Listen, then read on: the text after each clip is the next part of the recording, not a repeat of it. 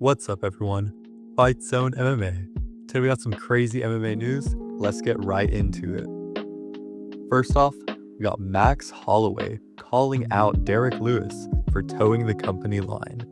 In a recent interview on the Mighty Mouse podcast, Max Holloway recounted a story about Jon Jones' fight negotiations against Francis Ngannou. Max tells the story.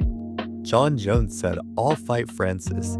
Give me $10 million. And the UFC says, "We're not paying you that." Derrick Lewis then stepped in and said, "What? Give me $1 million and I'll fight Francis right now." And to the story, Max then says, "We cannot be doing that, brother. Because guess what? If Jon Jones is fighting for $10 million, your base pay probably goes up too," in reference to Derrick Lewis. This is crazy. Max is one of the biggest stars in the sport today, and he's joining multiple other big names like Sean O'Malley that have been calling out the UFC for low pay recently. Fighters are definitely getting bold, and it's easy to see why.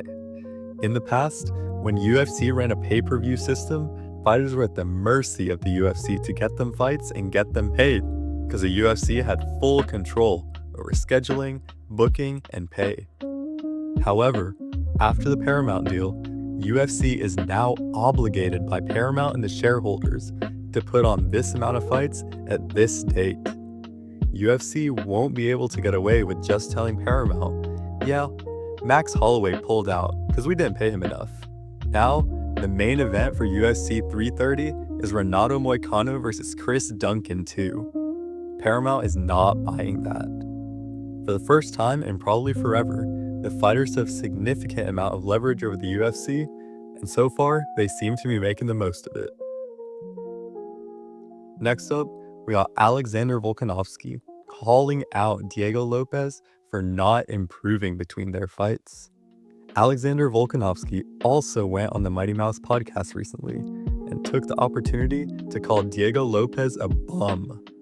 Volkanovski especially points out that Diego showed no improvements, even from their first fight to his fight with John Silva, and the problems that he had before were still present in the John Silva fight.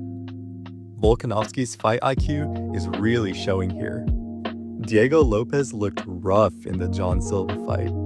Despite his superior grappling accumulating damage to get him a win over Silva, his striking was flat and one-dimensional.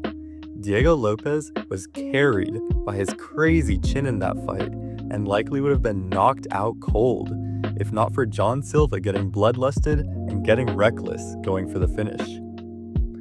Diego himself recently said that he's at peace with his most recent loss to Volkanovski, emphasizing that he did everything in reach. Yeah, that's pretty accurate. He technically did do everything in reach. It's just that he couldn't reach Volkanovski at all due to his poor footwork and lack of fight IQ to cut the cage off. Diego Lopes needs to move to California and start training with Sean Strickland so he can learn some movement and some striking defense. Next up, we got Charles Oliveira saying that Alex Pereira versus Cyril Gane is not getting made for UFC White House. In a recent press conference, Charles said that Alex Pereira is getting a much bigger fight than Cyril Gane. This is definitely alluding to the rumored Alex Pereira versus Jon Jones fight. But how are they going to market this? Tom Aspinall is still the official heavyweight champion, much to Dana White's distaste. So, the UFC can't just strip him and make this fight for the heavyweight belt. It would turn the promotion into a complete joke. But Alex Pereira just vacated the light heavyweight belt, and is Jon Jones really going to come out of retirement for a fight with nothing on the line? I doubt it. UFC is likely setting up another fake belt to put on the line for this fight. Something like the Legend belt or the GOAT belt. What a disgrace. If UFC goes through with this, I hope we get all kinds of gimmick belts, since this would be a true jumping the shark moment for the sport. I'm looking forward to the title fight between Shamil Gaziev and Tai Tuivasa for the 45% body fat belt.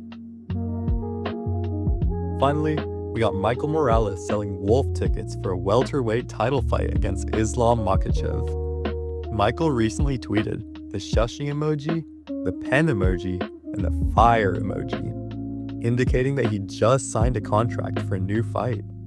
And after a dominant TKO of Sean Brady, I don't see Michael Morales taking another tune-up fight before getting his deserved title shot. You tie it all together with how Ian Gary has been acting riled up on Twitter and Instagram all week. It seems like the UFC has skipped Michael Gary and opted to make Michael Morales versus Islam Makhachev for the next title fight. Just take a look at this guy. That's the look of I just got a title shot signed. Anyways, that's gonna do it for today. Like, comment, subscribe, Fight Zone MMA. I'll see you in the next one.